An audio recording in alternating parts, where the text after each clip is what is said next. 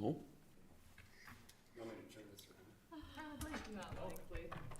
I guess if you want to, you can. You gotta turn it, I think that. Don't trust a treasurer to do furniture work. Especially if it's.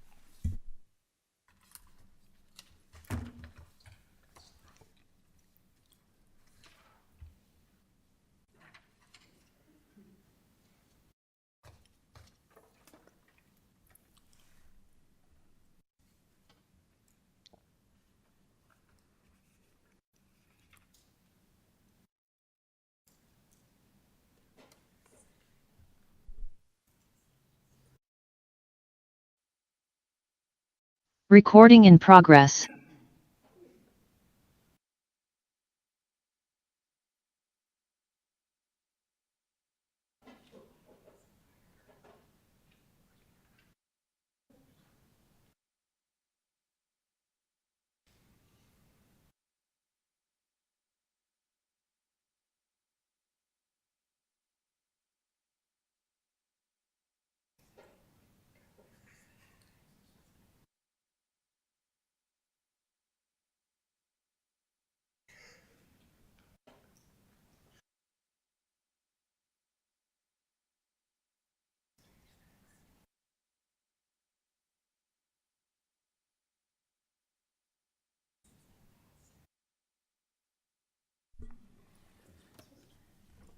I think everybody's being way too noisy out there. If you could kind of try and keep it down.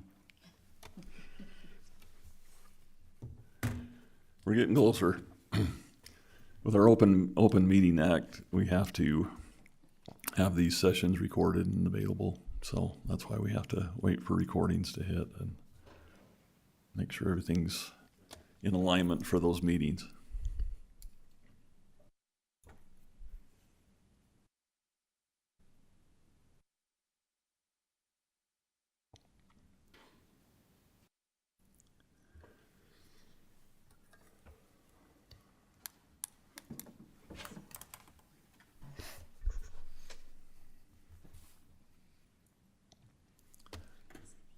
Okay, all set.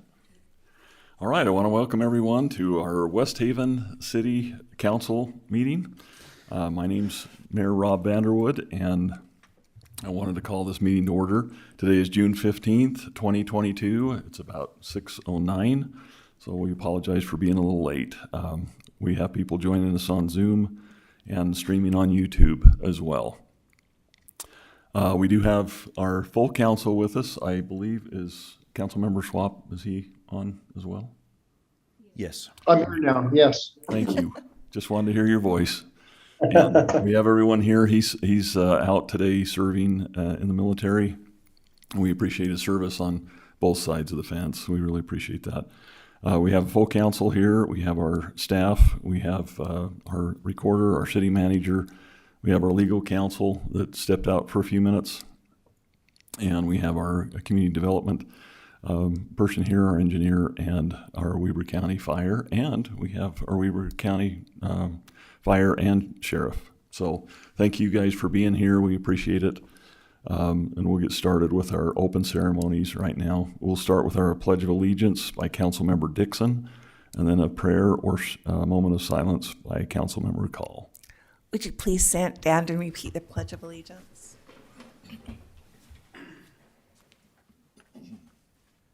I pledge allegiance to the flag of the United States of America and to the republic for which it stands, one nation under God, indivisible, with liberty and justice for all.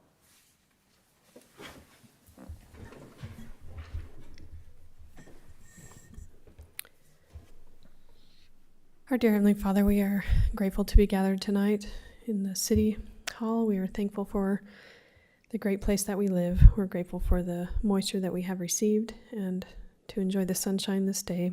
We pray that this may be a productive meeting, that we may be aware of the needs of our residents and as well as of the city. We are grateful to have this opportunity, and we say this in the name of Jesus Christ. Amen. Amen.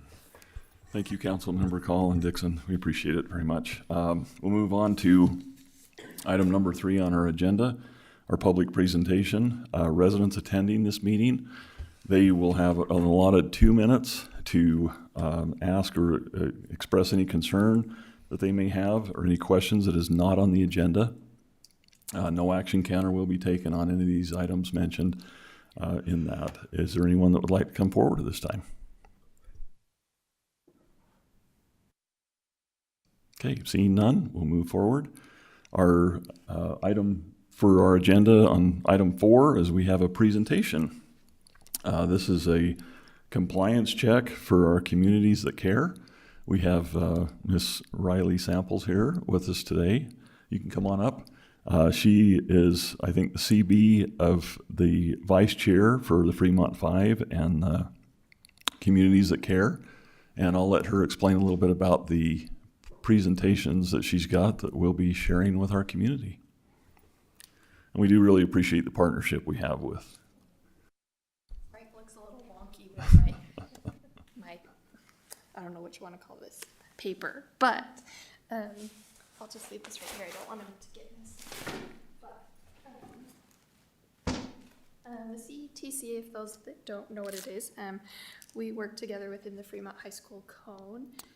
And Hey, Riley, you just step up to the mic there. Thank you. I'm sorry.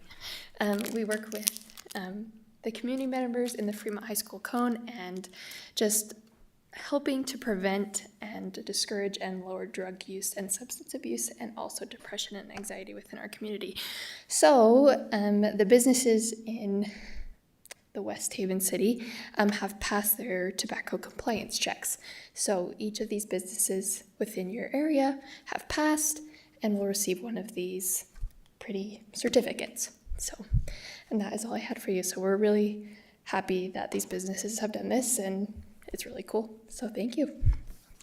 Well, we appreciate it very much. Councilmember Saunders, did you have any comments? I just appreciate working with the community and appreciate our businesses as well for staying in compliance, and just wanted to thank you for coming and allowing us to be able to have that to present to the businesses and thank them for their efforts. Well, thanks for letting us be here. We're excited. Matt, do you want to take a picture of the presentation? I know, but still. Okay, never mind.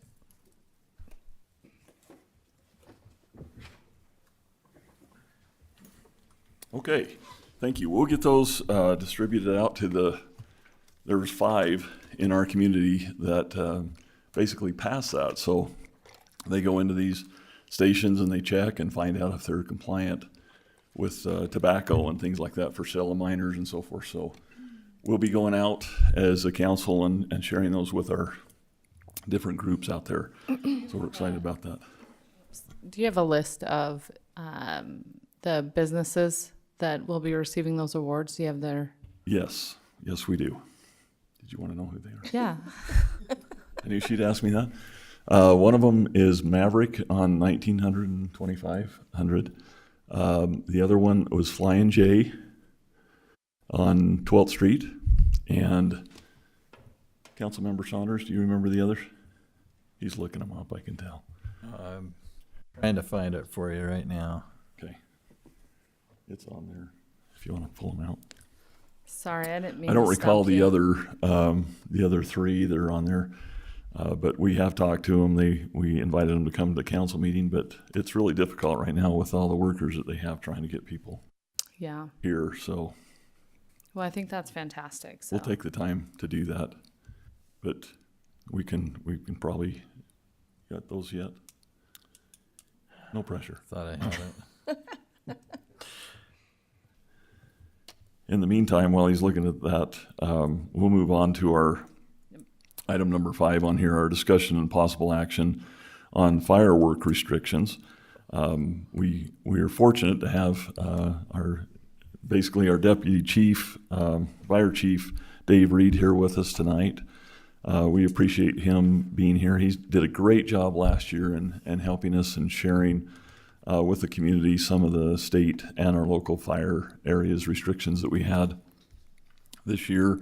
We'll let him explain a little bit more about what's going on with the state and locally here and give us some insight for that for the council. Okay, so they started a new thing last year, the state did, and they go into firework restrictions, and the state made a law that cities were not to ban fireworks completely. They could use historical data, hazard areas, and make a map, and they could restrict areas within the city but not do an outright ban. I went to our cities, we went to West Haven, and West Haven chose to follow the law and be compliant within the law. Your community development director, Matt, and I worked on that map, and there were others, but he did actually outstanding. So it was really the city that did a lot of that. And we made a map, and we went into some of the troubled areas and redded them out. This year, they asked us to have that map in by June 1st, or May 1st, excuse me, the first one. And it's really hard to know what kind of problems we're gonna have July 4th in May. Mm-hmm. But we're compliant. We took that historical map and we submitted it. So most of the cities in Weber County and the county submitted. We are in compliance. It's on the state website. So if you go to the state fire marshal's website, you can go in. You should be able to go in and find that map. So at this point, that's what we have in place, and we can fall back to that. Now, if things get really bad, we can further restrict to protect mostly property. I would hope that fire, we're not going to kill anybody, but it's for life and property. And so if things get really bad, it's really the city council's responsibility to have me present, and then you vote on these restrictions. That's the way the state law is set up. In a lot of areas, the fire marshal just does the ban, but it's really supposed to be the city council. And so we work hard, both of us, both sides, to stay compliant and within the law and do it the right way. And so we have a couple options where you only meet periodically. We can stick with our historical map that we've already submitted. So we already have something in place. Or we can agree that if it becomes dangerous, and there's already cities doing that. I know Roy's done it, and it doesn't matter what anybody else does. It matters what West Haven does, but I'm just giving you information. So far, Ogden has said we're gonna stick with the historical data this year. This was the email chain that I was reading. And anyway, some of them are doing further restrictions. Right now, the fuel moistures, the science behind it does not support further bans than what we already have. And I don't like to restrict the public's ability to do what they wanted, their freedoms, unless we have reason.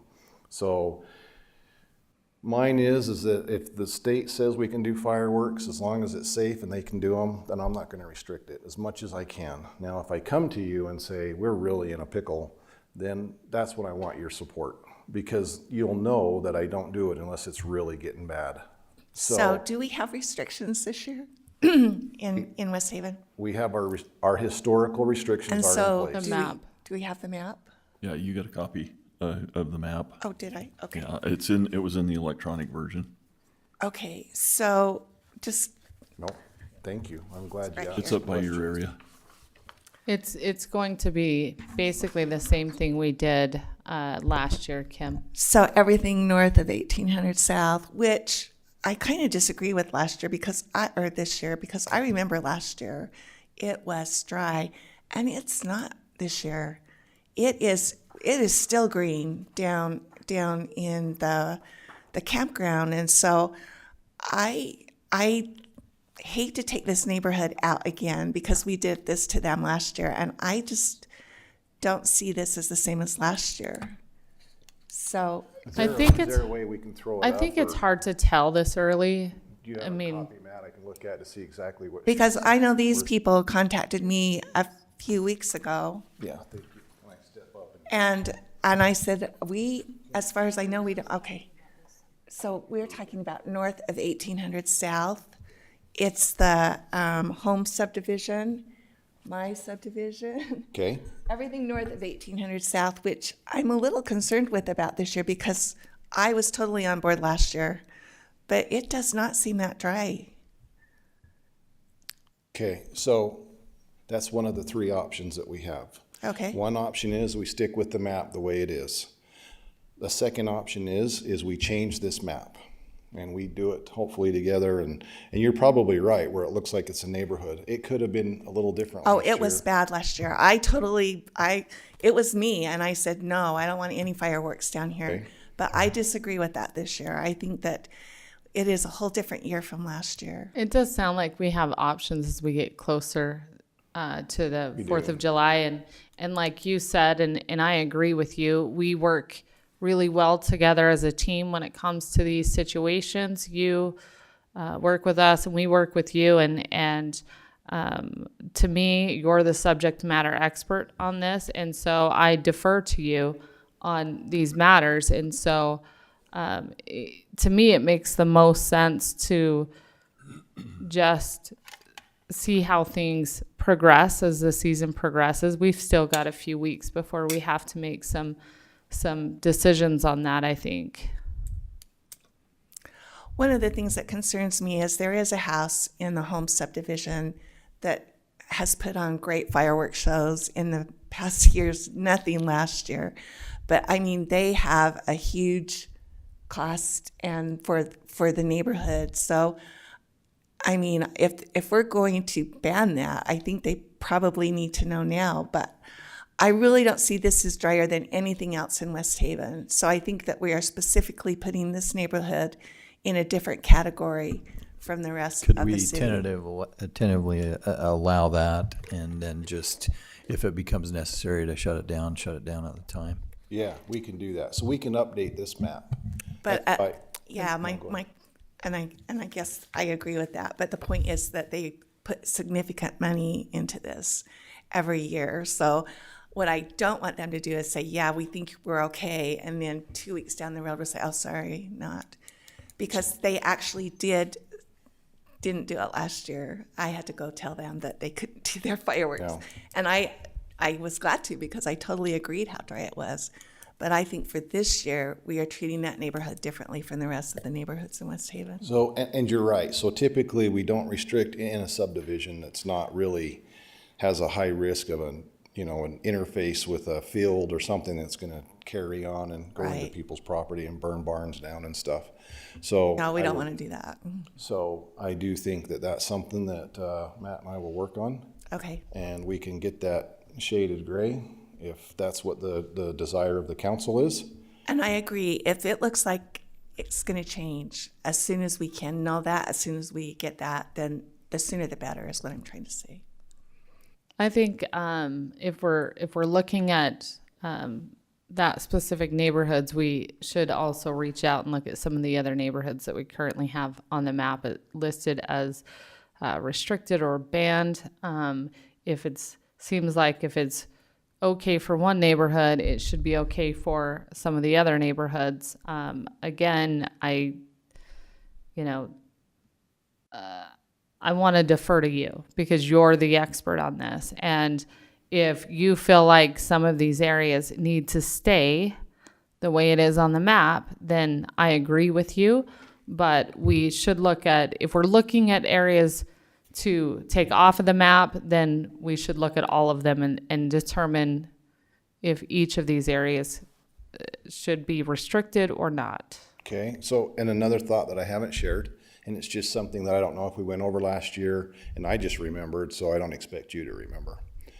What the state guideline is they want us to do hard, like 1900 east. Right, I remember They want that. it like hard lines to where it's easy to identify where the red map is. And so if you have a lot of zigzag stuff and people are confused of what's banned and what's not banned, they want to avoid that. So It's kind of hard in this area because there's not another east-west road other than 1800 South. And so, we could exclude that subdivision. It's this subdivision right there they're talking about, just in case somebody was wondering, because I had to look. Thank you for sharing. So, but we could exclude that. We could still fit within the parameter. It's just, if we start carving out a lot of weird stuff, it might get a little difficult. Right, Now, no. the thing is though, is the council, if I come back with Cooper's numbers and I say, okay, these are the fuel moistures, here's the danger, you guys might decide that you don't want to do a ban at all this year. You don't have to ban anything. This was just in place that we have in our back pocket to use to protect these areas. okay, So that's one of the options. So we've talked about two of them now. And then the last one would be is just, well, we've talked, I guess, about all three of them, is that as we get closer, if it starts getting dangerous, then I come to you and say, let's look at this and this. But usually in subdivisions, it's not as dangerous as it is in the interface areas. right. I appreciate your work on that. Well, and I especially remember last year we were very concerned with the area that went along the river because there was a lot of trees, a lot of brush, a lot of things that could dry out and really be an intense fire hazard. And so again, I defer to you. You'll look at those areas and I guess you'll decide what you think, or you'll give us your expert opinion and we can go from there. So Have you been down there lately? There's a lot of improvements down there. Yeah, And no, I so can see it's, on here, but I have last year not. it was a big fire waiting to happen, but there's a lot of campgrounds and trees have been thinned and I think it's a lot easier to make sure that we don't set it on fire this year. Okay. Okay. Any other comments? Carrie, you got anything? No? Are you in favor of some ban right now, do you think? Or we could take it totally off the table and you would be fine with that? Yeah, the thing is, right now, there's probably only a couple areas that I'm really concerned about, but you're right, it's not real bad right now. It's just what's gonna happen this next month. Right. Yep. So, boy, it dries out fast. You know, you would think that it rained, 4 days ago, we'll be fine. It doesn't work that way. And sometimes these late rains will produce more growth, which gets us fast fuels, ground fuels going. So actually, some of these rains are bad for us because it gets that growth coming up off the ground. So I think that we can at least adjust the map and maybe shrink back some of the restrictions, or we can just take them all away now and then look at doing restrictions when we get closer. It's hard because the state wanted these restrictions in place so that they could set up the firework tents and be able to post them at the different sites. And so they put us in a conundrum because now we're trying to restrict based off a crystal ball. Right. And I like that we're on the same page where we want to give the citizens as much freedom as possible. Right. Maybe what we could do is just come back to this after you've kind of looked at it in a couple of weeks, and what does everyone think about that? Because I have noticed a lot of grasses coming up with all the wet spring, and it might be a concern down by the river if there's a lot of that growth and it dries out in the next couple of weeks. Well, I think at this point in time, we just need to, do we have to make a decision tonight probably don't have to, but ideally it would probably be good for him to know exactly kind of what our plans are for this year. If it's looking good across the board, obviously we don't want any fires over in that area, but I say, I mean, it would just be a recommendation from my end to lift the restriction for right now, and let's just see how things go. If it gets to the bad situation where we get some real dry, dark, and it ends up just drying out really quick, then we can always move back to the state restriction, the one that we have kind of set up on here, and we can get that posted. But I don't know, I think it's a little bit better this year than it was last year for sure. So thoughts on the council? What do you My only concern with a complete lift of that is that, Dave, you said you had concerns with a couple of areas.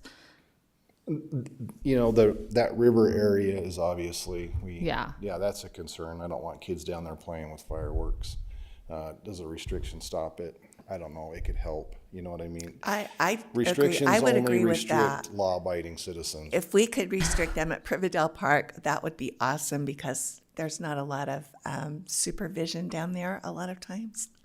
Okay, so As a clarification, our ordinances do restrict fireworks from the parks. Oh, good. And so Okay. maybe that would be just a matter of us making sure it's posted Right. in that, along the trail fronts and that. Cool. Yeah, remember last year we were going to try and light them at the parks, and we couldn't. We were going to use the park. Yeah, we were going to utilize the parks because they were green. We some of tried them. everything last But, year. yeah, it's just a recommendation. Does the council have any other recommendations?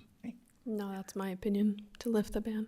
So can we lift it excluding the river area? Leave Yes. that in red, is that okay? I'd be Well, all right with that. And the river area is actually in the park, so it kind of is already restricted. Right, we'll just Yeah, make sure. there might that- be yeah. some areas close to that, but maybe we could just, If I talk to the fire warden, I usually ask him, he does the fuel moistures for me and stuff like that, and he actually advises the whole county. So he's the county fire warden, he just works in our office. If there's really, really something that he's concerned about, I'll bring it back to you. When do you meet again, or how can I communicate best with you? I mean, obviously I can talk to Matt. Well, we can always have a special meeting if we need one, Yeah, but let's keep that open so we can help Okay. you to help the community for sure. Great, well then I will get on this with Matt first thing. all right, Thank you. Appreciate your Thank you. Thank you. Much, Oh, thank appreciate you it. guys. Okay, we'll keep that as a discussion and we'll go ahead and move forward with our agenda. Item number 6 on here is action on consent agenda. We have a lot of things on here. We'll work through that really quickly.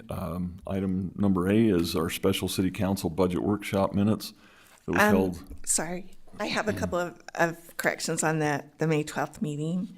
So Emily, on the page 1, the third paragraph up, we just need to capitalize West Haven there. And I'm not sure if we need to capitalize Special Services District or not. And then on page 2, about halfway down the page, a little more, Councilmember Dixon made a motion to approve Archive Social.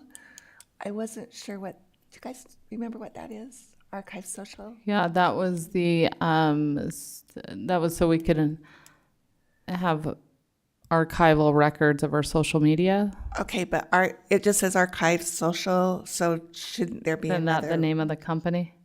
Yes. Okay, then it just needs to be capitalized, I guess. All right, thank you.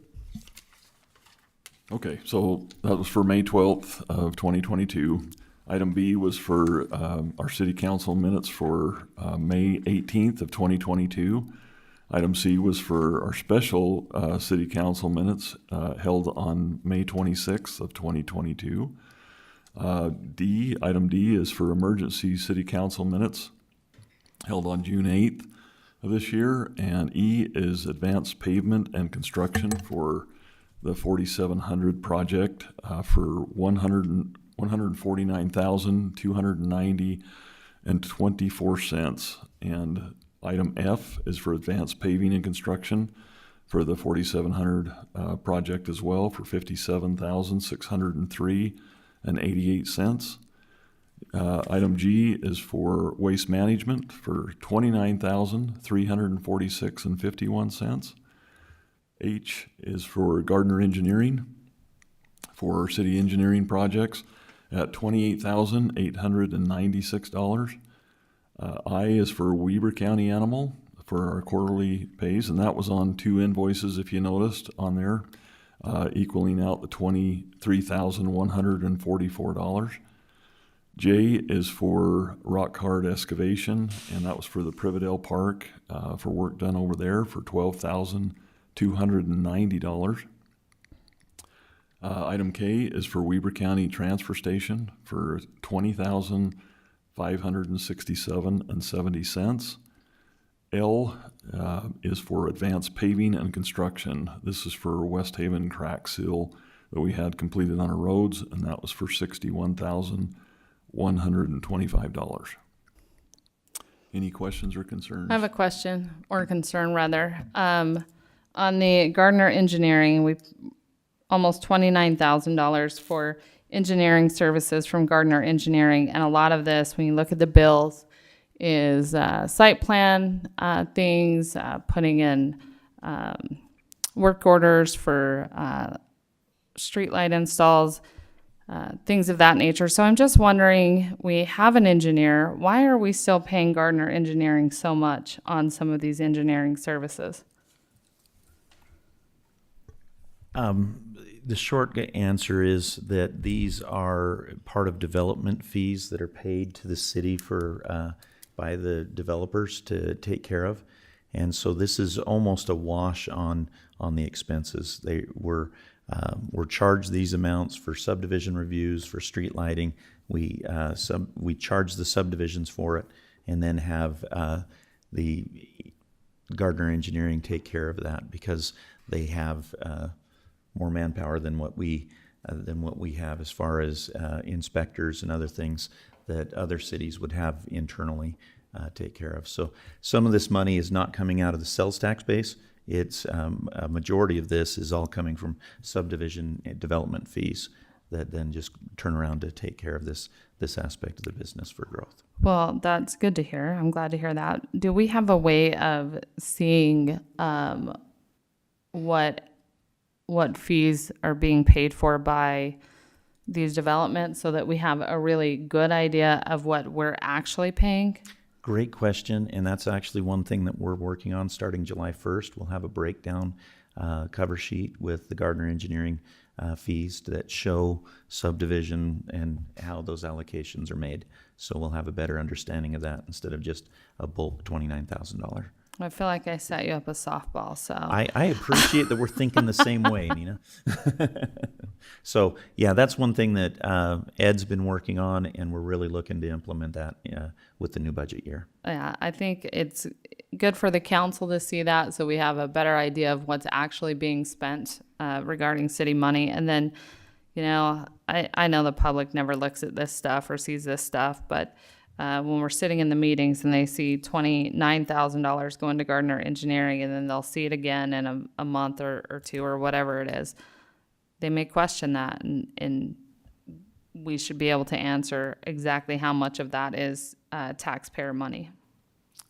Definitely, and we'll be moving in that direction for this new budget year. Great, thank you. That was all I had. Okay, thank you. Any other comments? Ms. Emily, there was, oh, go ahead.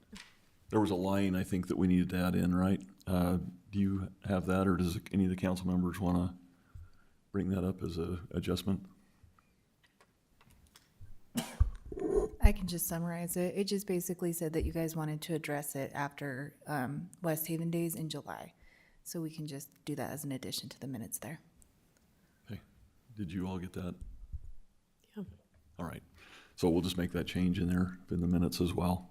Any other comments on the minutes or on the consent agenda in general? Okay, I'm ready for a motion. I'll make a motion to approve the consent agenda items A through L. Second. Okay, we have a motion and a second. We'll do a roll call on that. Councilmember Call. Aye. Councilmember Morse. Aye. Councilmember Dixon. Aye. Councilmember Schwab. Aye. Councilmember Saunders. Aye. And motion is approved on the consent agenda. Thank you. We'll move to item number 7, action on Planning Commission meeting recommendations. A is preliminary and final subdivision approval for Finley Creek subdivision at 2790 West, 3825 South. This is for Brock and Marcine Smith. I believe they're here tonight. If you want to come up, you're welcome to. Just for the record, state your name and address again for us. We are Brock and Marcy Smith.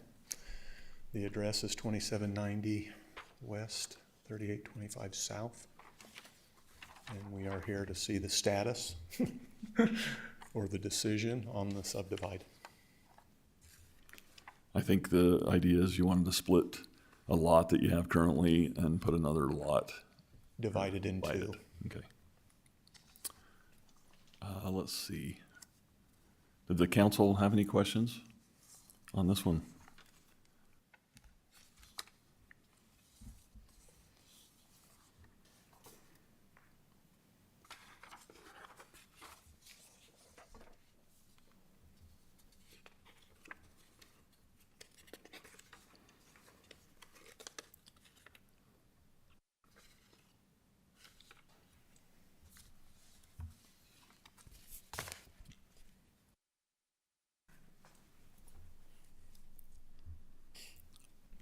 Any questions for them on this particular one? I don't have any. Okay.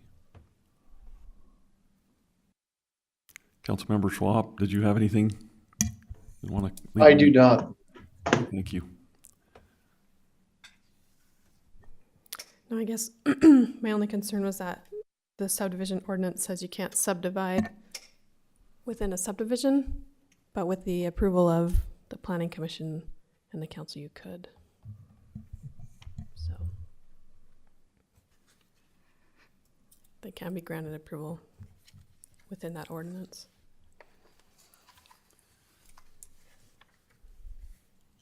Okay. Anything else? Okay. We're ready for a motion. If anybody has a motion. I'll make a motion to approve preliminary and final subdivision approval at Finley Creek subdivision, 2790 West, 3825 South, Brock and Marcine Smith. Second. Item 7A. Oh, sorry. Second. Okay, we have a motion and a second. All in favor? Oh, is there any other questions? Any other concerns? Did you have anything, Sherry, that you had to add? Okay, just want to make sure if there's any other discussions on here. All in favor, say aye. Aye. Aye. Opposed? Aye. Okay, motion passes. Looks like we're good to go. Okay, thank you very much. Appreciate it. Okay, moving on to the next item on here, item number 7, and item B is final subdivision approval for Salt Point Commercial. This is approximately at 2975 West, 4000 South, and this is CW Land. Do we have someone here? Just please state your name and address for the record, please. Yes, Todd Myers with CW Land. We are 1222 Legacy Boulevard, Centerville, Utah. We are the developer of the Salt Point property. This would be the far east end of the development. All of the right-of-way has been dedicated with previous plats, and so this is just taking a parcel, divided it into 2 pieces. It looks pretty much the same as when you've seen it as a preliminary plat. The only thing that's changed since we've went through the site plan approval process, there's been a few additional easements that was requested, and they'll be dedicated with this plat. Any questions that I could answer? I think our main, from last time when we talked about this, was just making sure we had a plat kind of aligned for the alignment of the 2 properties, and I think that's been provided. Yeah. Is there any other questions from the council? Okay. If there's no questions, again, I'll ask Councilmember Schwab if he's got anything in there. No, I'm good to proceed. Thank you. Thank you. All right, I'm ready for a motion. Would move to approve give final subdivision approval for the Salt Point Commercial at approximately 2975 West, 4000 South for CW Land. Second. Second. Take them all. In 2 seconds? 4 seconds. I think I know how this vote's gonna go. Any further discussion? All in favor, say aye. Aye. Any opposed? Aye. Okay, perfect. Thank you. It passes, and thank you very much. All right, we'll move on to item number 8 on here for a public hearing for the purpose of opening the current 2021-22 budget to make certain adjustments. And just as a matter of discussion, these next 4 items that we have listed on here will involve a little bit, obviously, with our budget, of our current budget that we have for this current year until the end of our fiscal year ending the end of June, 1st of July. And then we'll move forward with the public hearing on this. If you have any comment on that, then we'll move into action on that amendments that we'll make. And then as we move down, we'll talk a little bit more about the public hearing that you'll have the opportunity, if you would like, to discuss in our new budget for the 2022-23 budget, tentative budget, and to move forward with adoption. And then the council will have the opportunity to approve that or deny it. So we'll go ahead and move forward with item number 8. Move to enter public hearing. Yes. What's that? Yeah, Ryan, did you have anything to start with, or should we go ahead and enter into public hearing? If you'd like me to, I'd be happy to go over it first, or. Okay. I think it might be good for the public. Let's go ahead and do that if you don't mind, and then we'll go into public hearing. Sure. Thank you. The mayor likes to be a little more efficient than that, but I guess you can have some time. I can talk fast. He likes that. Killing me. Okay. So this is for the amendment to the current fiscal year ending June 30th, 2022, which is coming up here in a couple of weeks.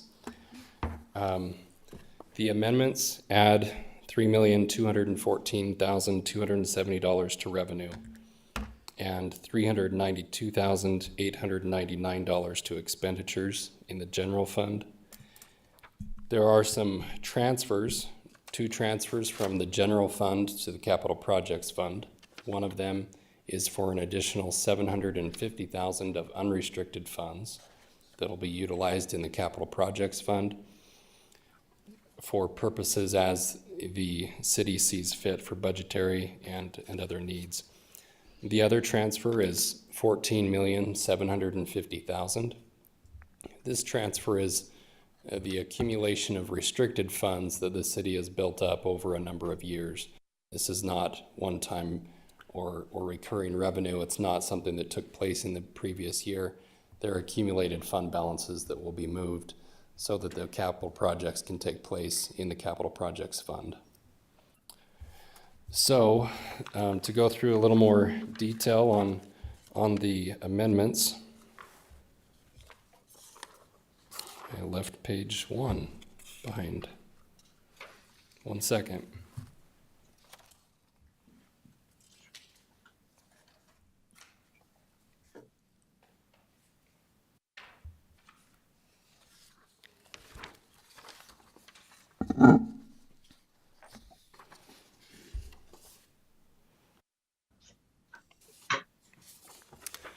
So the revenues that are being adjusted, the large ones, sales and use tax is being increased by $280,000, franchise tax by $40,000, room tax by $25,000, building fees by $165,000. You'll notice the building related items are being increased, especially building permits by $325,000.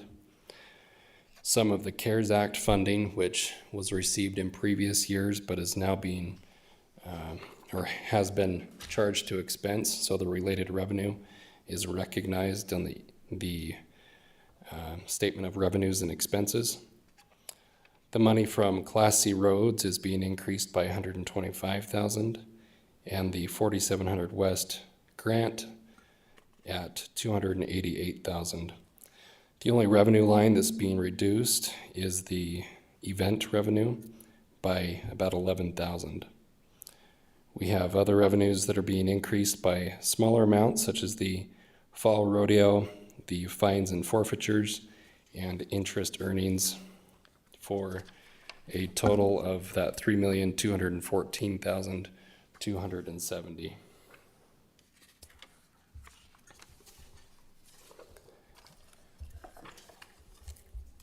In the expenditures, there are no amendments to the legislative, public safety, or administrative departments.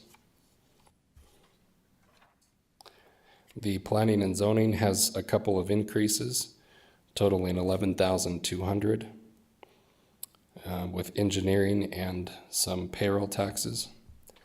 The parks and special events does not have any amendments. The recreation, community development do not have any amendments either. The West Haven Special Service District has a couple of small adjustments for payroll-related costs of $1,825. The protective inspection has two adjustments to wages and payroll taxes totaling $11,200. The janitor wages at a total of $3,500 for wages and taxes. And then the COVID costs, the wages, software supplies, and capital outlay related to the CARES Act. Those expenditures that took place in this year was $86,276. In the Public Works Department, a line item has been added for the Safe Sidewalk grant of $212,000. Some small adjustments to the sewer wages and taxes totaling $5,900. The Class C roads, you'll notice a lot of the items, the actual or expected is going to be well below the budget. However, one line, the asphalt and patch overlay, is being proposed that we have an increase there of $60,000. And then you can see the two increases to the transfers to Capital Projects Fund, totaling $14,750,000. The Capital Projects Fund, the only change to the budget here is the added revenue of the $14,750,000. It's really just going from one fund to another. The other funds do not have any changes. So that summarizes the proposed amendments for fiscal year 22. Okay, any questions, council? I have a few. Just need to gather myself here.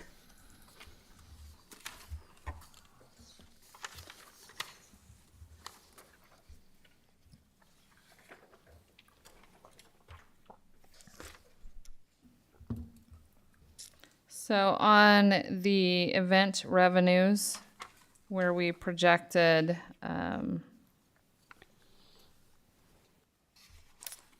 where we projected 20,000. 30, or, and we originally budgeted 33,000, but ended with 22,000. Where's that 11,000? Where did we miss? I guess is what I'm saying. Do you want to answer that, Matt? Where we looked at that together for a little while. Partially when we pulled this together, and actually we wanted to kind of scale back on anticipations on sponsorships, and we've actually had those come back fairly strong. And so this is one that when we last talked about the amended budget, this one we might have to correct in the final budget at the end of the year, because we did have $29,000 come in for West Haven Day sponsorships this year. So we're actually above the mark that we were considering when we talked about having this amended budget. So Okay, that makes sense. so that's happened in the last 3 weeks. So were we anticipating 33,000 and now we have 29,000? Yes. Is that right? Okay. Mm-hmm. And so some of these things, this allows us to make adjustments, and we're trying to true up for what the expectations were for the year. We will have a final budget accounting to after the end of the year before the audit's submitted, just to make sure we're all good. But this one gets us within a much better range than our original budget was. It's sad when our crystal ball is fuzzy, isn't it? Another question, engineer wages, and I think there was another wage one in here. We were off by 28,500 on our budget. How do we do that when we set the wage? So on this one, we discussed last fall when we made the decision to go with new hires for our engineer and our community development director. If you look at it, we do have a spreadsheet showing how while we see an overage on this one because of some payout of a contracted individual previously, it balances out with surplus on the community development side. So it kind of flushes out, but since it's between two accounts, it shows a big overage on one and an underage on the other. But they kind of flush out to just a very close comparison between the two when you compare. So that's what this adjustment is, to true up to the actual costs. But the overall budget numbers that we had should even out between those two accounts.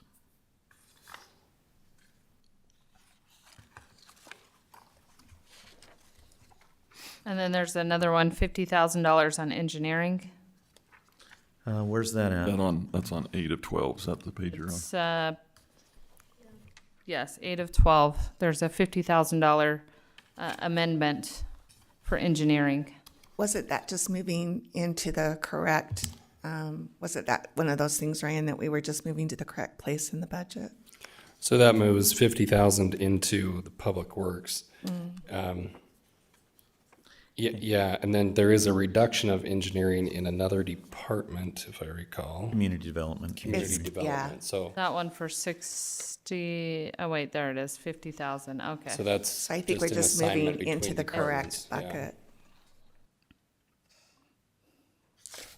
I think that's all the questions I had on it. Okay. Any But other questions? I can tell you that when I do my own budget, I never end up with a surplus like this, so Me neither. funny how that happens. You need to hire Ryan. So. I know, I need you to do my budget. Okay, any other questions on this particular one before we go into public comment?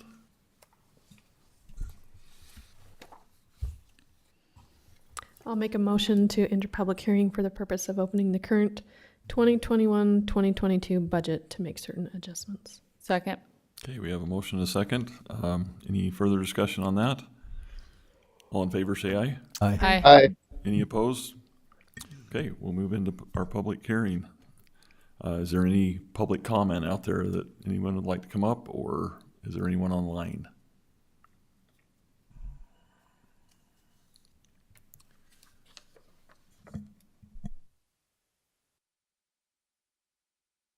Okay, seeing none, we'll close that public hearing if you have a motion. I'll make a motion to close the public hearing. Second. Okay, we have a motion and a second to close the public hearing. All in favor? Aye. Aye. Any opposed? Okay, we'll move on to item number 9 for action on public hearing. Action on ordinance 10-2022 for amending the current 2021-22 city budget.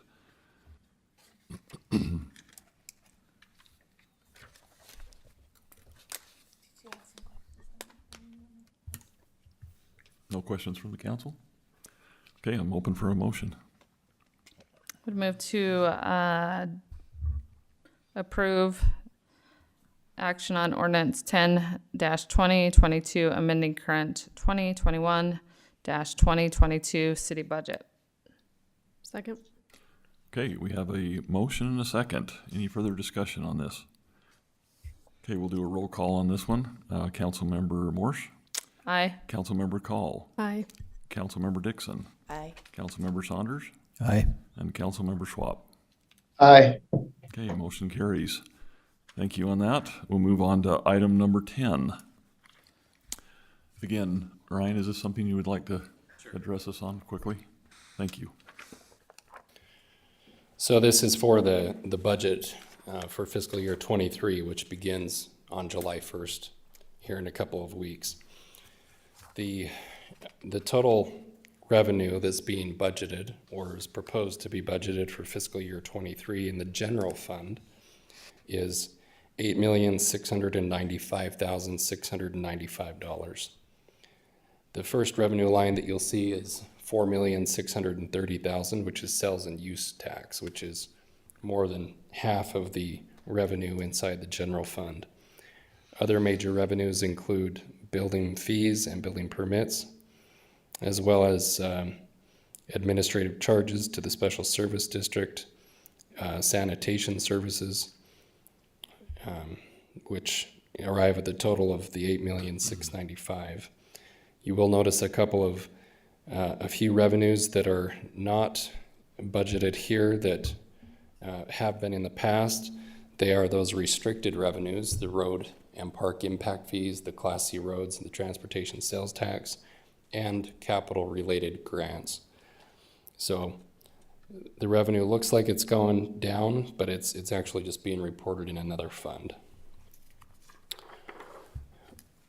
In the expenditures in the general fund, the legislative department has a proposed budget of $163,018. The main change in this fund compared to the prior year was no election expense existing. The total public safety is $1,967,000, which includes crossing guards, taxes, some emergency management of $20,000, as well as the contracts with Weber County for sheriff protection and animal control at $1,788,000 and $102,000 respectively. The administrative department has a budget of $944,745. This includes administrative wages, the recorder wages, and some other associated costs such as an audit, attorney services, treasurer services, and so forth. The planning and zoning, we've done some reallocation there. The wages are now actually reported in the administrative department. So the total remaining costs in the planning and zoning department are just the planning committee wages, Social Security, and some training and travel. Total parks, including all of the salaries and wages of the Parks Department and their associated benefits, materials and supplies, some capital outlay for some smaller items, and some engineering that we're projecting to assign or allocate to the Parks Department. This budget totals $694,986. The Parks Special Events Department totals $147,000, and you can see the events for which that is allocated: the Heart of the Holidays, West Haven Days, the Rodeo, Arbor Day, and senior activities, and some community committees. The Recreation Department, including the wages for this department and ongoing operating costs such as the officials, concessions, and the costs of running the events such as volleyball, basketball, football, and other outdoor recreation. These total $440,419. The community development totals $826,050, which includes the wages and allocation of engineering fees and taxes and benefits, and some additional professional services and training and travel. You'll notice there is no longer a budgeted allocation for the West Haven Special Service District, as that's now being budgeted in the administrative department. The same is true for the protective inspection, as it's now been reallocated to the Public Works Department. The non-departmental includes the janitor wages, workers' comp, telephone insurance, computers, maintenance, utilities. These costs total $344,513.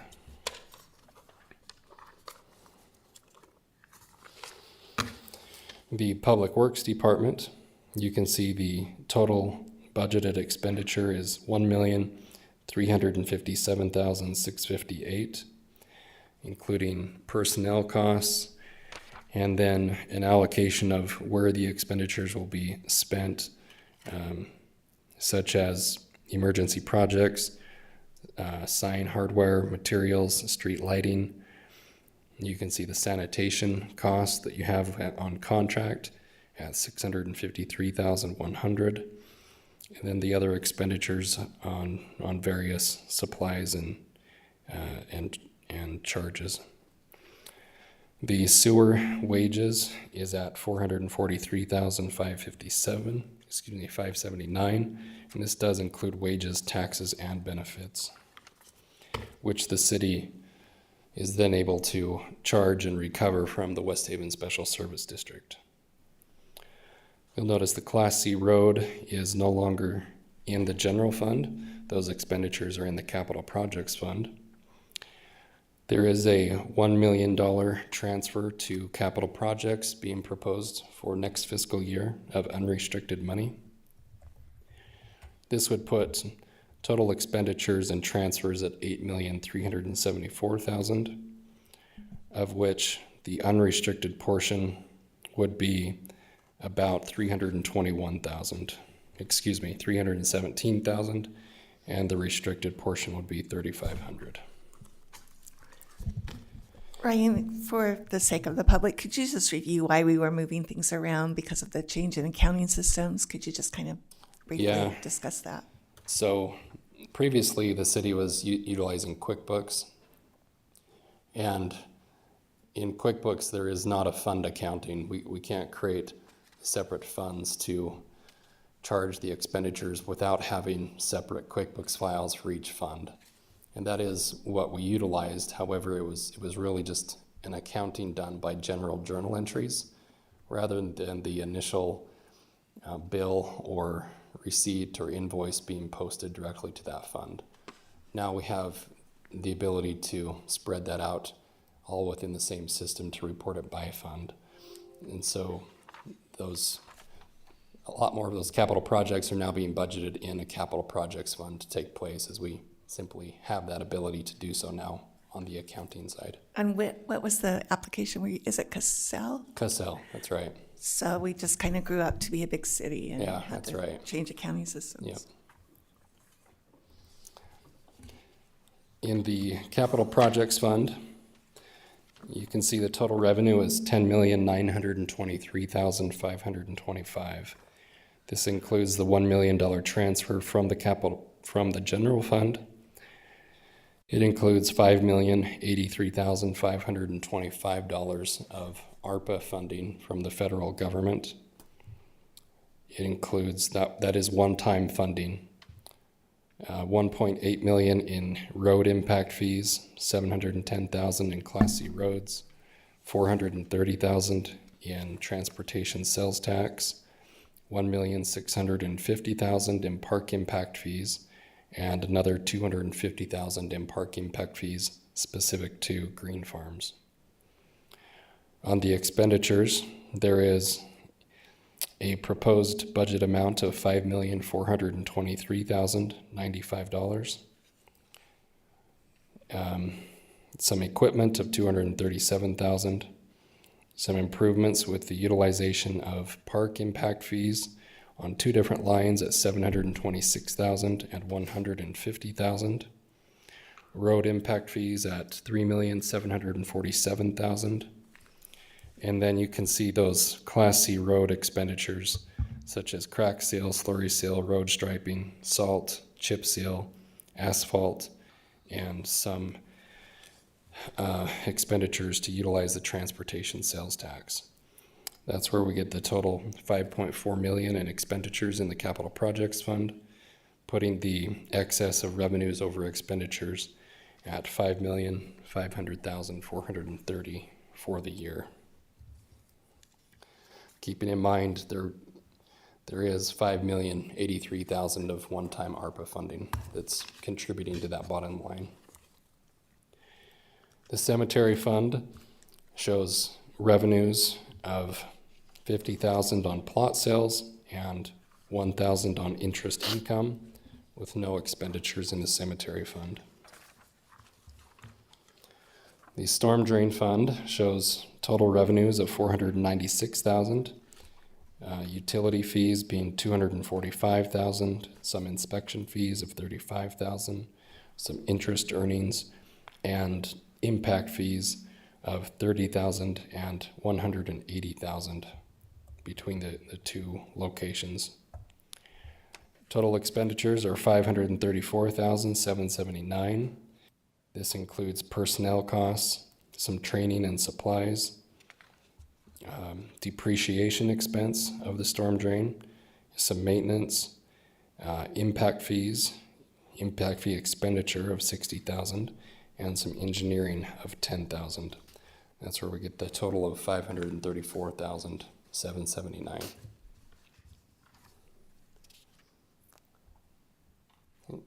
Any questions for me? I have a question. 20,000 for emergency management. What is that for exactly? This one was set up for supplies and such for emergency management. While we don't have an emergency manager here, this would go to providing supplies for CERT, team training, and some and additional supplies for our city's emergency management cache. And that's CHC, not CHSH. Sorry. And then I'm showing 20,000 too for the original budget. I don't remember that being on the original budget. For 22-23? For 2022? For 2022. I don't recall that being on the original budget. Yeah, It's it's in there. Yeah, I think that was something that the council prior actually put that together and had that available on the budget so that we would have accessibility to that. I remember a $20,000 budget for an emergency manager. But I see that's its own line item here, so I guess I just don't remember it, so. Okay. I don't That's think all it I was had. directly for the emergency manager. It was just for emergency preparedness for us, just like Matt explained, I think. We were going to get CERT up and going again and get started on some of that. That's Yeah, all That's I coming. had. That's coming. One thing on here, I have a question for you. One more, Ryan, on here. Just with the storm drain impact fees, is that kind of got a push back a little bit from when we do start collecting those again? When that It is. Okay. So that budgeted amount is actually less than it would have been had we not been going through this slowdown. Not slowdown, but the pause on impact fees there. okay, that Yeah. looks good. That's all the questions I had. Any other council members? Do you have any other questions? Okay, we'll open up for our public hearing if you want to make a motion. I'll make a motion to enter public hearing for the purpose of allowing the public input on the proposed 2022-2023 tentative budget prior to final adoption. Second. Okay, we have a motion and a second. All in favor, say aye. Aye. Any opposed? Okay, we'll move forward with our public hearing. Anyone out there would like to come up and talk, or on our social media or whatever it's called on their Zoom? It's Facebook. Whoever is out there.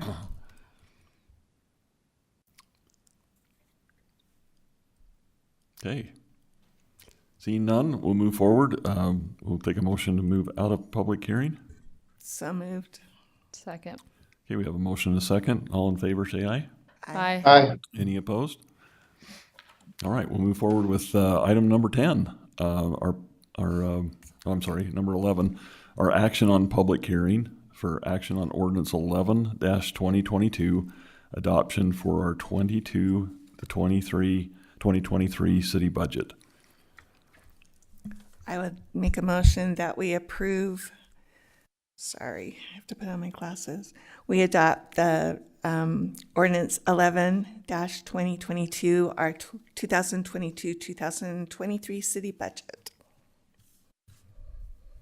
Second. Okay, we have a motion and a second. Any further discussion on this? Okay, we'll do a roll call on there. Councilmember Dixon. Aye. Councilmember Saunders. Aye. Councilmember Schwab. Aye. Councilmember Morse. Can I make a statement? Yes. As I vote, my vote is nay, and simply for the fact that I felt like we didn't do a good enough job on the salaries. I think we could have handled that better. So my vote is nay. Okay, thank you.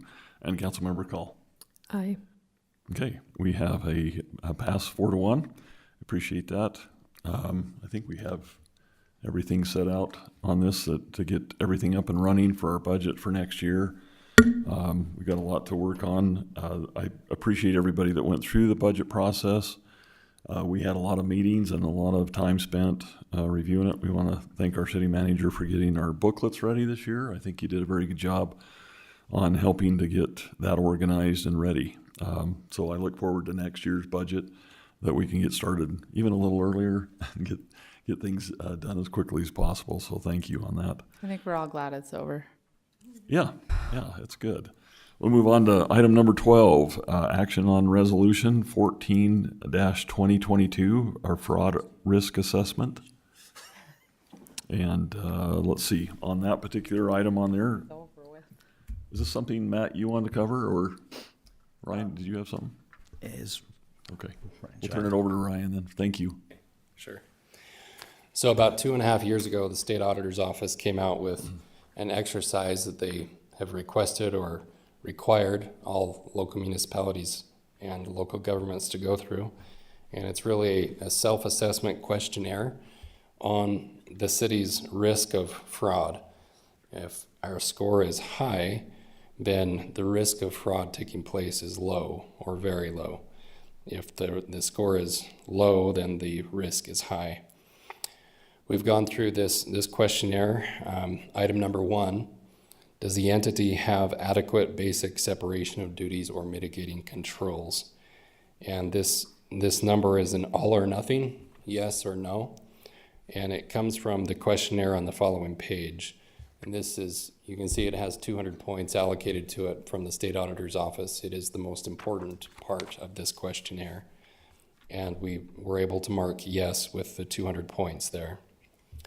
Does the entity have governing body, has the entity's governing body adopted written policies in the following areas?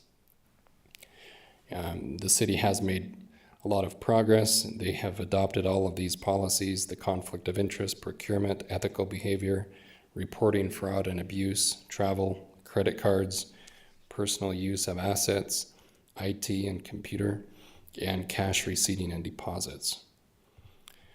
Number 3, does the entity have a licensed or certified expert as part of its management team? We're able to answer yes there. Do any members of management team have at least a bachelor's degree in accounting? We can answer yes. Are employees and elected officials required to annually commit in writing to abide by a statement of ethical behavior?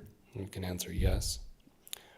One of the 2 that we did not mark yes on is, have all governing body members completed entity-specific training, online training, within 4 years of term, appointment, or election date? I think there was 1 or 2 that we were missing there. Number 6, regardless of license or formal education, does at least one member of the management team receive at least 40 hours of formal training related to accounting, budgeting, and other financial areas each year? And we were able to answer yes. Does the entity have or promote a fraud hotline? Yes. Does the entity have a formal internal audit function? And this is one that the city has made the decision, the cost benefit is probably not quite there for the size of the city, which I think is a reasonable and practical approach. Does the entity have a formal audit committee? And yes, the city does. So the city has scored 355 out of 395, putting this city at a very low score, very high score, very low fraud risk assessment score. And if you're curious, the following page has the separation of duties questionnaire that allows us to total up to the 200 on the previous page. Any questions about this and or its purpose or anything? No, but that's our best score Yeah. since I've been here. Did we have, on the training side, there was a few missed. Was that just from our group, or does it include all groups, the planning commission, everyone? It's Or just the mayor and council. Okay. All right. We'll work on that then to make sure we got everything in alignment for that. Slackers. Okay. Thank you very much. Appreciate it. Thanks, Ryan. All right. We have to, I guess, go through and accept this. Okay. Thank you. We'll go ahead and move forward. I can take a motion unless there's any other questions on this risk assessment. I'll make a motion to approve the action on resolution 14-2022 fraud risk assessment. Second. Okay, we have a motion and a second. Any further discussion? Okay, we'll do a roll call on this. Councilmember Call? Aye. Councilmember Morse? Aye. Councilmember Dixon? Aye. Councilmember Schwab? Aye. Councilmember Saunders? Aye. Okay, motion passes. Thank you, and we appreciate your help with that. And we'll, even though we're doing very well, we'll try and even do better next year.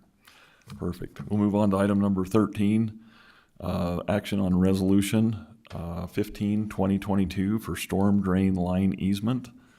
And like Ed's making his way up here.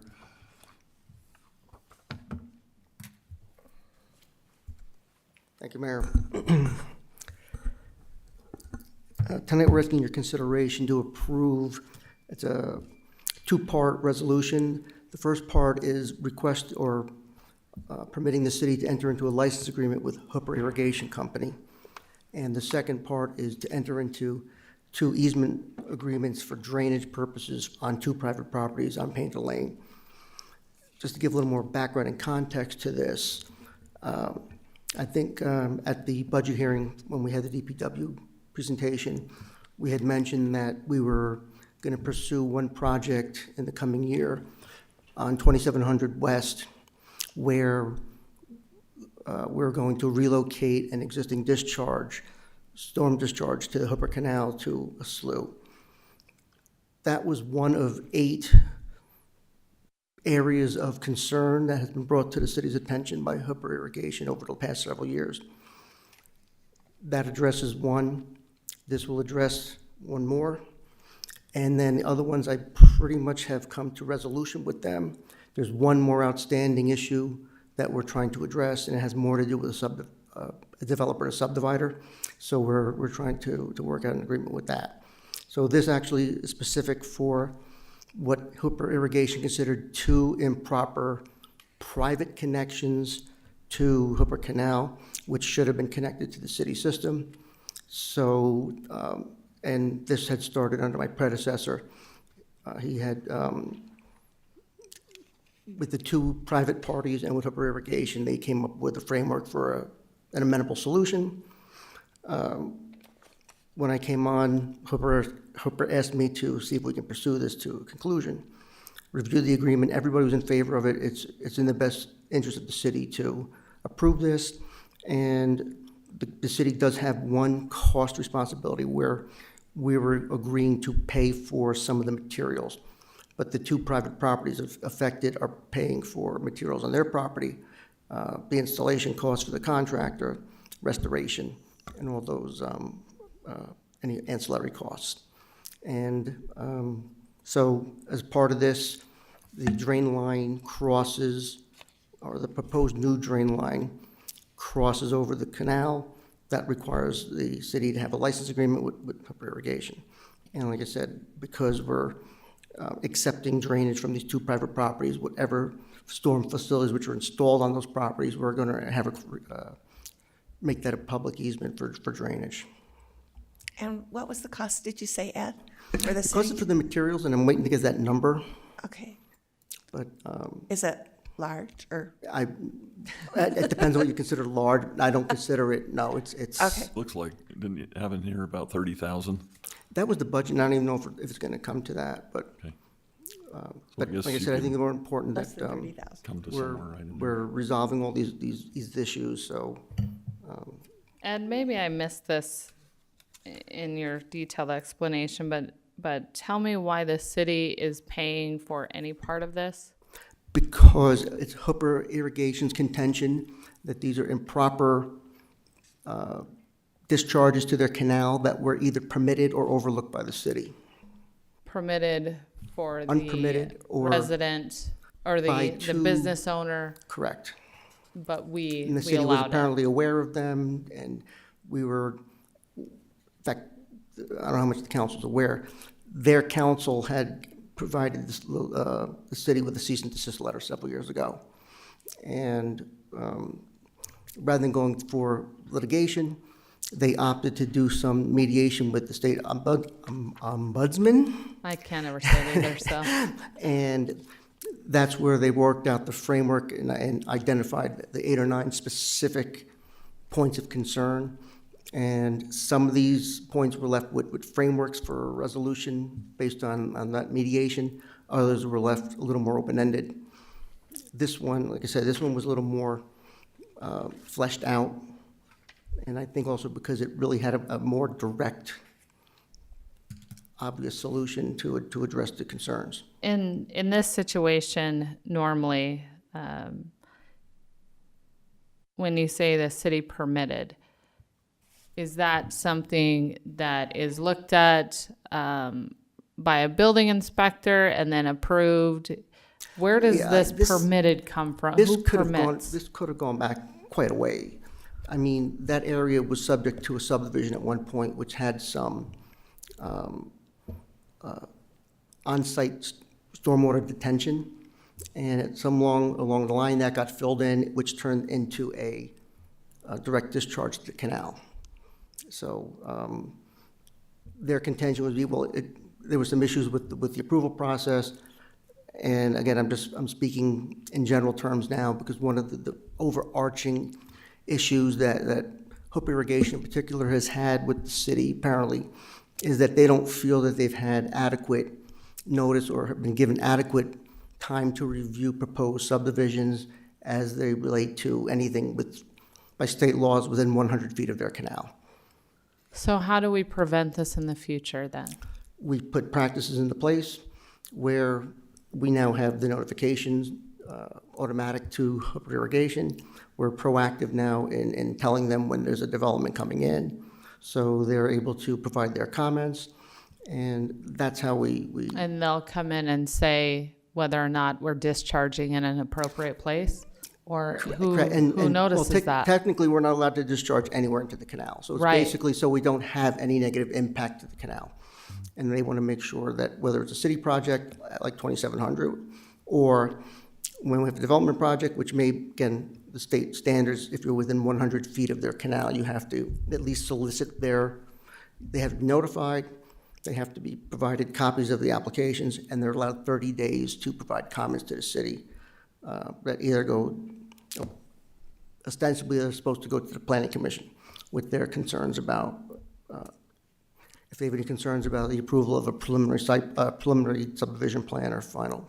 I guess, and I don't mean to beat a dead horse here, but I don't feel like I'm getting an exact answer of,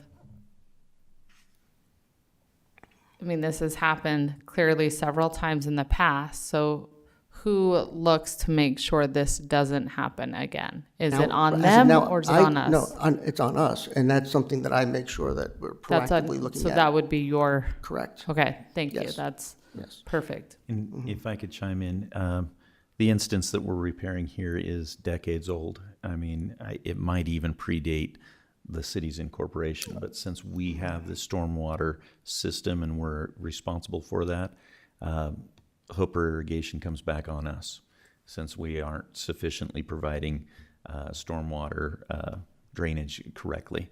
And so it becomes our part.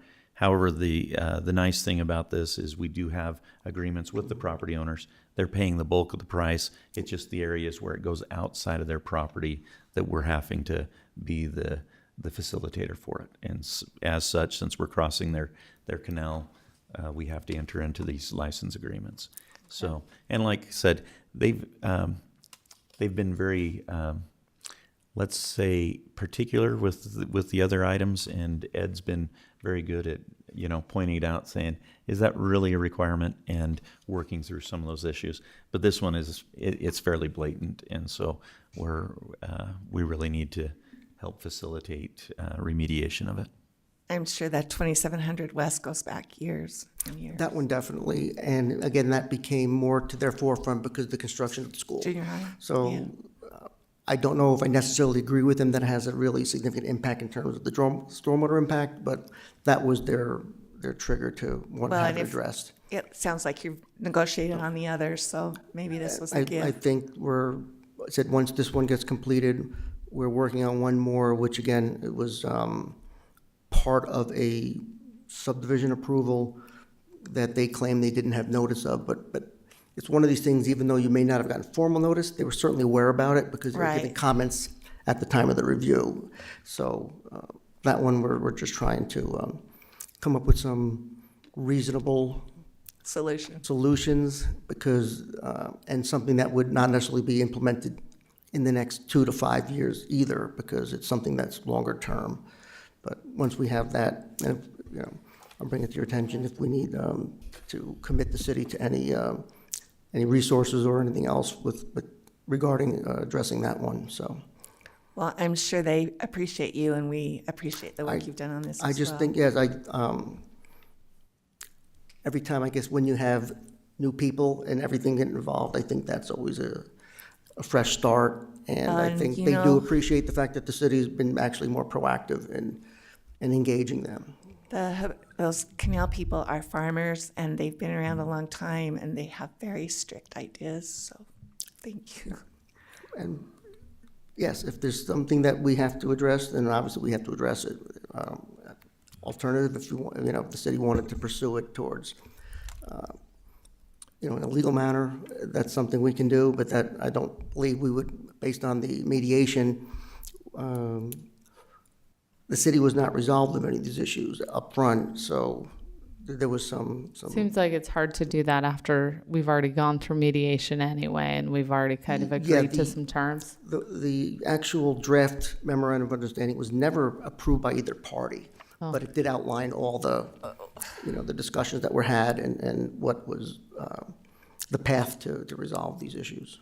Amy, are you comfortable with the language of the agreement? So, part of the reason why you got a resolution that looked one way and then we had to amend it is because I was waiting to hear from Jonathan Grover, the Hooper Irrigation Company attorney, or it was Greg Siegmiller. They didn't call me back, and so I had to call Jonathan again this morning, and he got Chris Thomas on the phone so that, because there was a couple of things like, with the license agreement, they hadn't filled out what the fees were, which I found out this morning, the total escrow amount that Gardner Engineering submitted was $1,000, just so that you know this.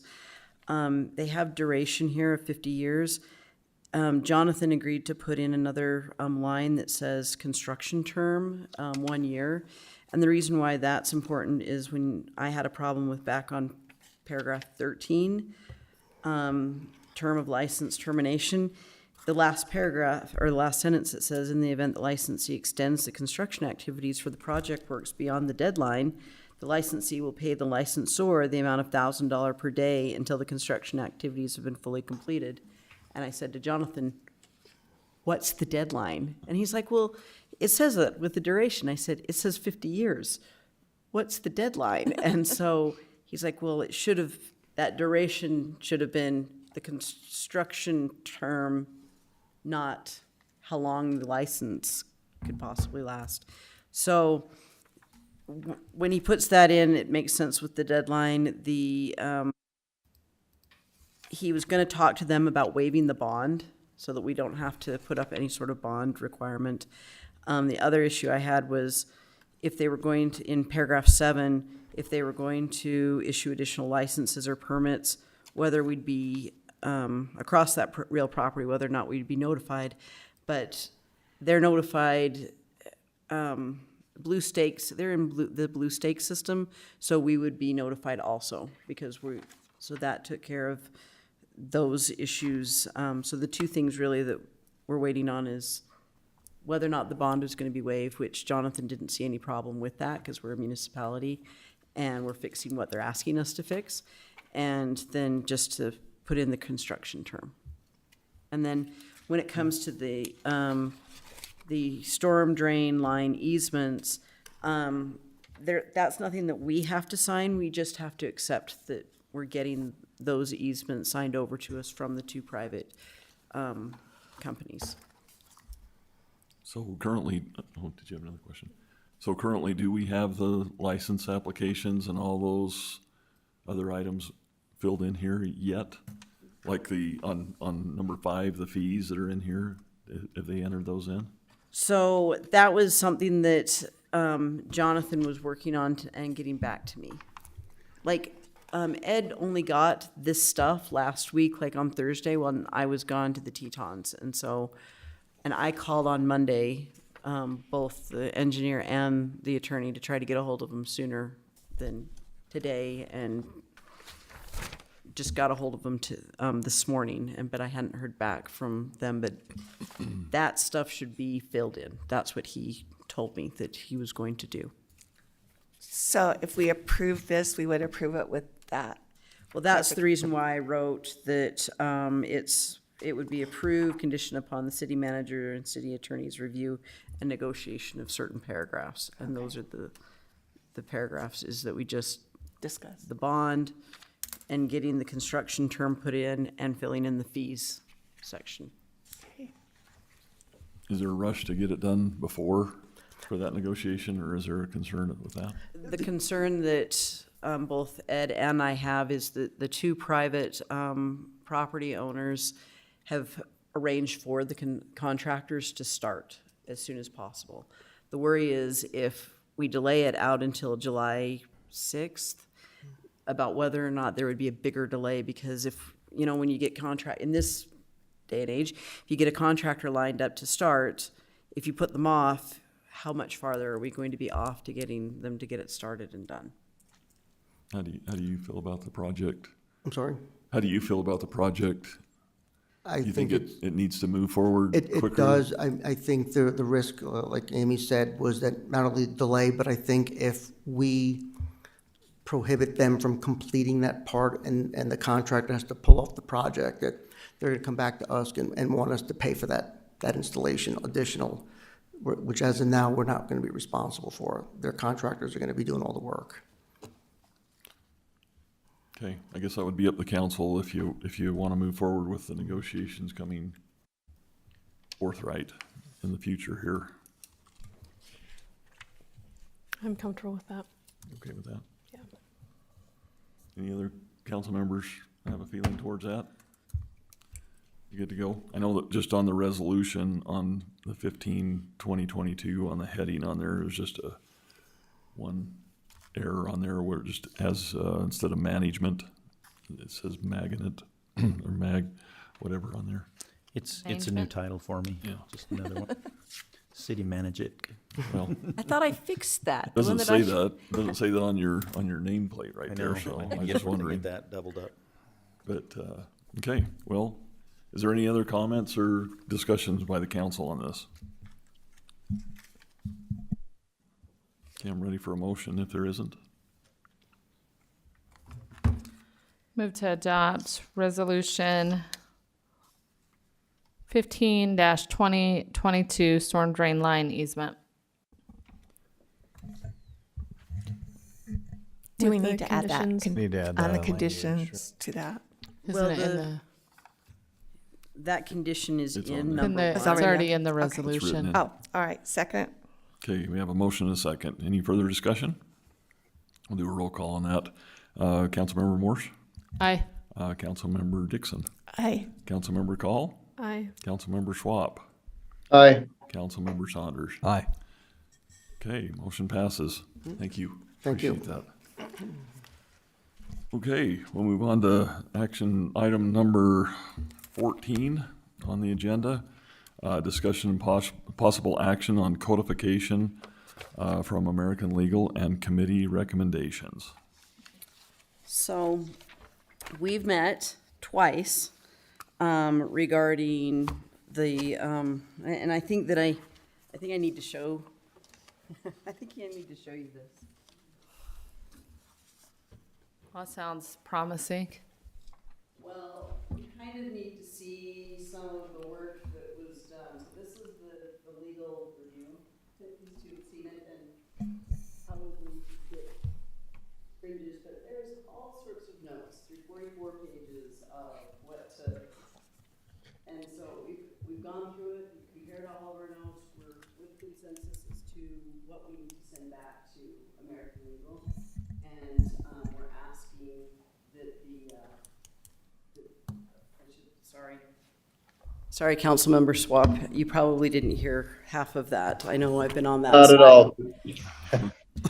So what I was showing them was the legal review and all the notes that have gone into it, and that we have, the committee had Matt and myself, Councilmember Call, Councilmember Dixon, and then the Planning Commission member Stimson.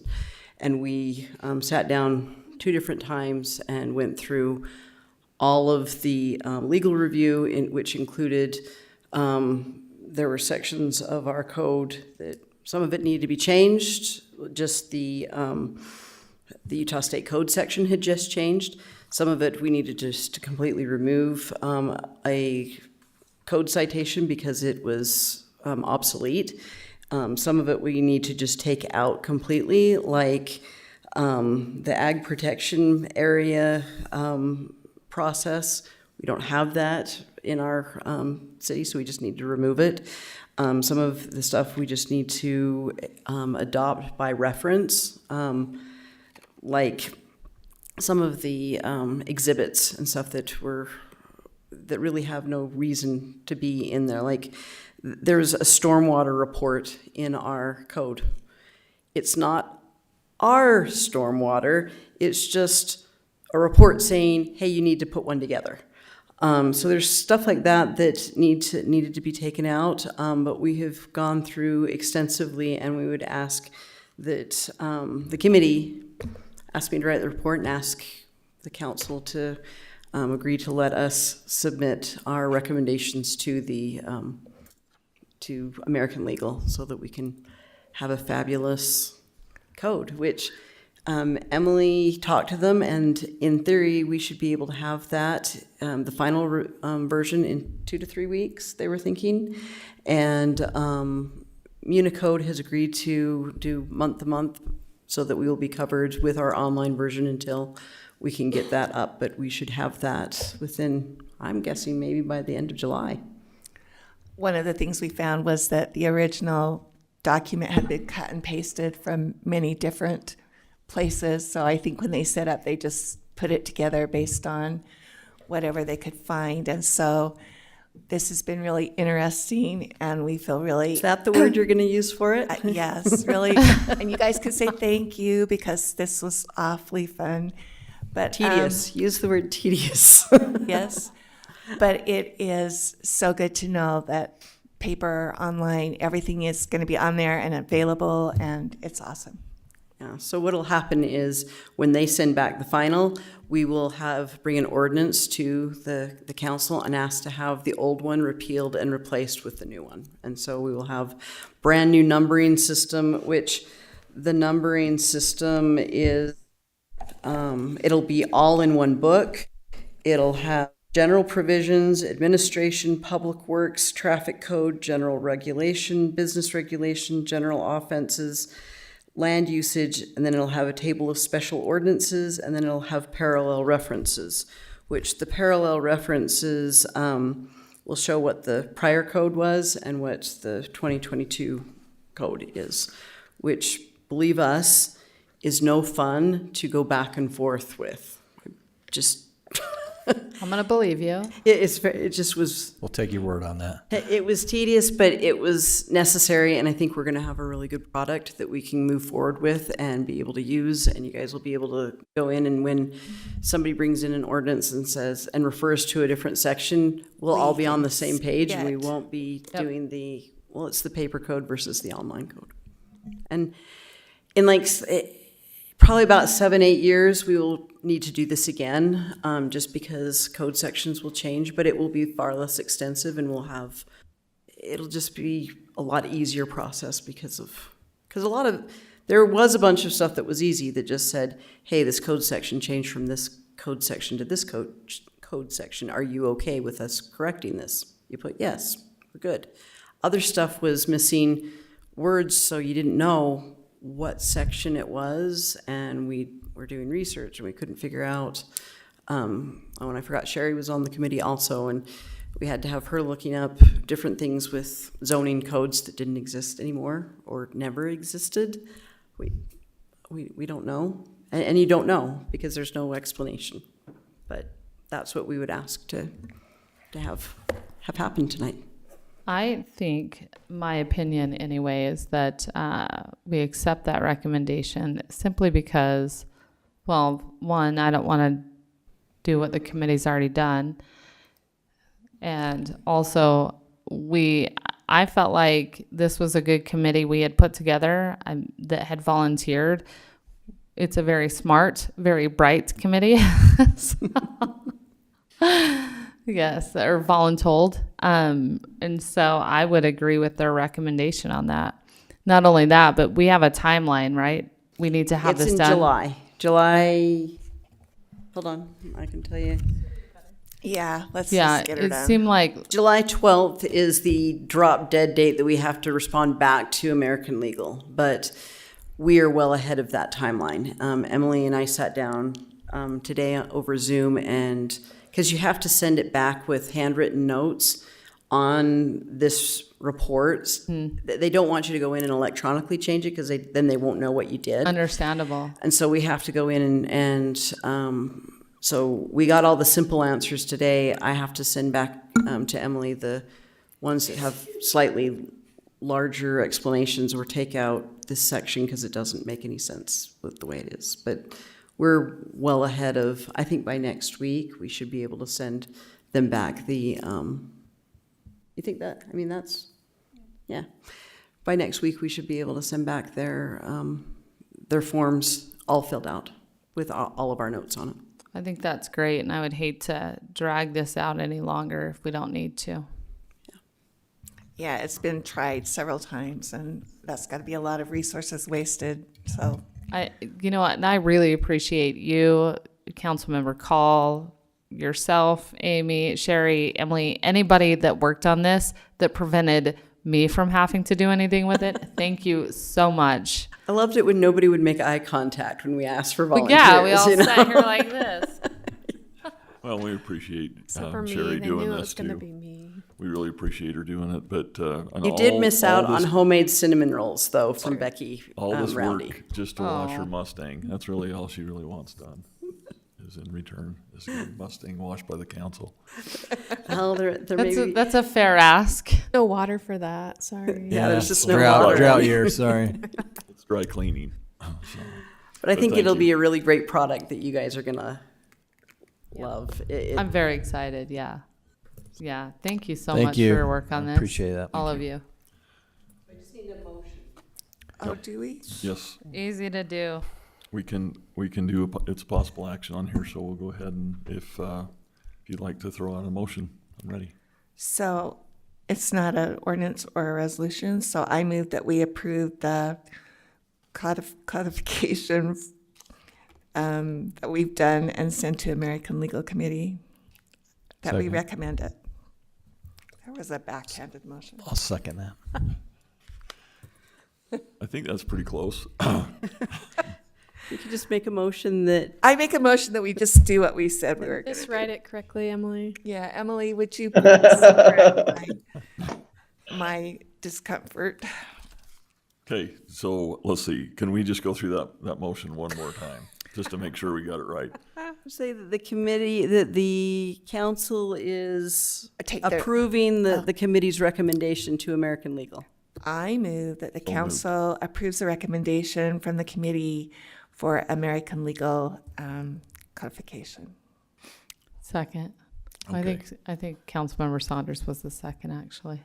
It's okay. Sorry. The third. Okay, so we have a motion and a second. Any further discussion on this? Okay. Do we need to do a roll call on this one? We're good. All in favor, say aye. Aye. Any opposed? Okay. This codification will move forward. Thank you. We're excited about that. Okay, we'll move on to item number 15, upcoming events. We have the Senior Lunch Bunch that is on June 22nd. This is at 11:30. We have a wonderful substitute that will be taking over. Council Member Call will be here. I will be out of town that day. I will not be getting back on a flight, so she'll be taking that over, and I think there's good games and fun chicken to eat over there. So we should have a good time with that. Is that here? Yes. Yeah. Well, since there's a sub that day, if you like a volunteer, because I like subs, I'll show up. Okay, so we got some people that'll be here. We'll hold you accountable, Nina, on that to make sure you're here. Okay.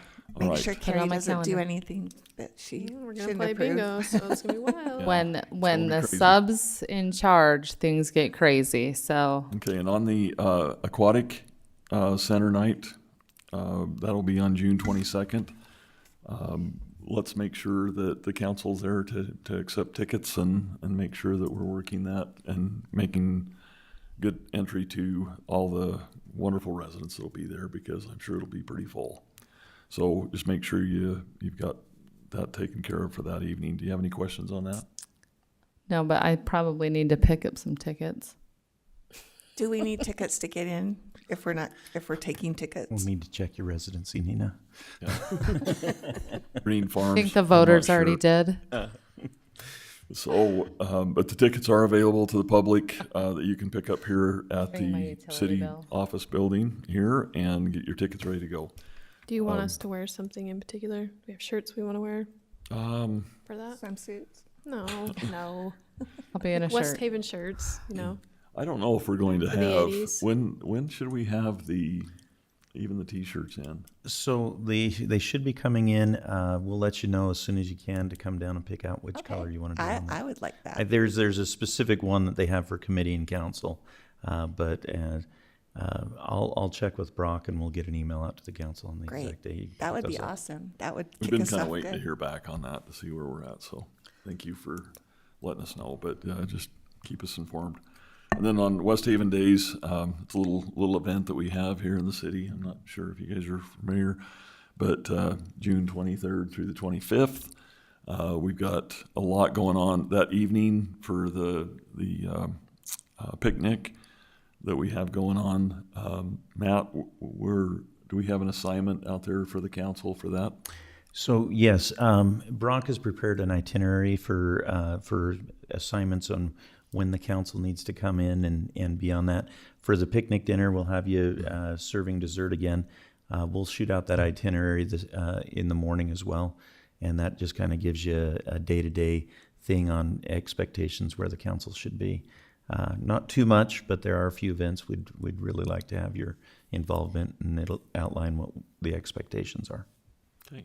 And then on the Friday night car show, if you want to make sure you're there, just walking around and enjoying that evening, making sure we get a chance to meet up with some of the residents. And then Saturday, we have the parade. We'll get together. We're trying to figure out still. We'll get some emails out on how we're going to work with the float that we're going to kind of try and put together. So we'll have that ready to go. And then during the day, it'll be pretty busy. The rodeo will have more T-shirts probably to sling and throw, and some other paraphernalia probably to throw to the group. So let's make sure that you're just available. And I think it's just right close to the time that we start the grand entry. So around 7:30, right in there. We'll let you know when you need to be over there. We'll text and make sure you got that. so we can be out and ready. I think, is there anything else that you guys have for any upcoming events that you have? Just a council update on the beautification committee.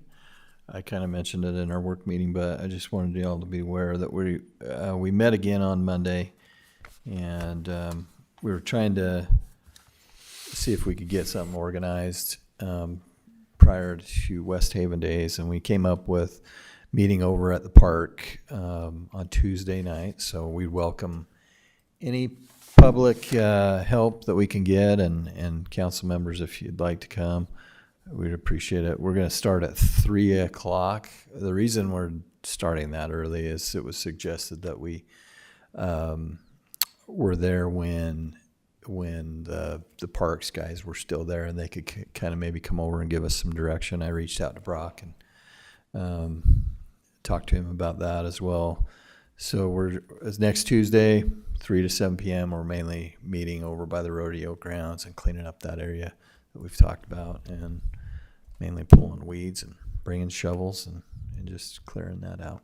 Okay, perfect. Anything else? If I could just give a quick update. Sure. As noticed in the city manager update from last week that was sent out, Prevedel Park's really coming together. The restrooms have been put in place. They're not unlocked and functional, though they are getting primed. The vault toilets down in the camping area will be opened up very soon, if not by the end of the week. However, we're not going to open and advertise camping until we have the route through the Ivory Home subdivision finalized. They've got a lot of construction going on there, so we don't really want to open those for camping until people have a way to get down there on a sure way without dodging construction equipment. Very exciting. It's looking great, and we will have kind of a ribbon cutting once we get transportation into that area and get the camping set up. So it's really looking nice down there. Perfect. Thank you, Matt. Appreciate that update on there. If you haven't been down there, it's pretty nice. It's pretty nice. It's very nice. Any other on item 16? Any other council updates? Yes. VIPS program finally pushed out this evening that we are advertising the use of the VIPS truck here at the city offices. So we got our door code and all of our equipment ready to roll, and that got pushed out this evening actually. So I'm excited to see that truck get into use. I saw the safe. It looks really nice. Okay. Excited for it to take off. Yeah, it will be good. Really good to get going again on that. So thank you. Any other updates? Okay, we'll move on to 17. Move to adjourn. Second. Okay, we have a motion and a second. All in favor? Aye. Aye. Any opposed? Perfect. Thank you. Have a wonderful evening. We'll look forward to a busy week next week. And if you don't have anything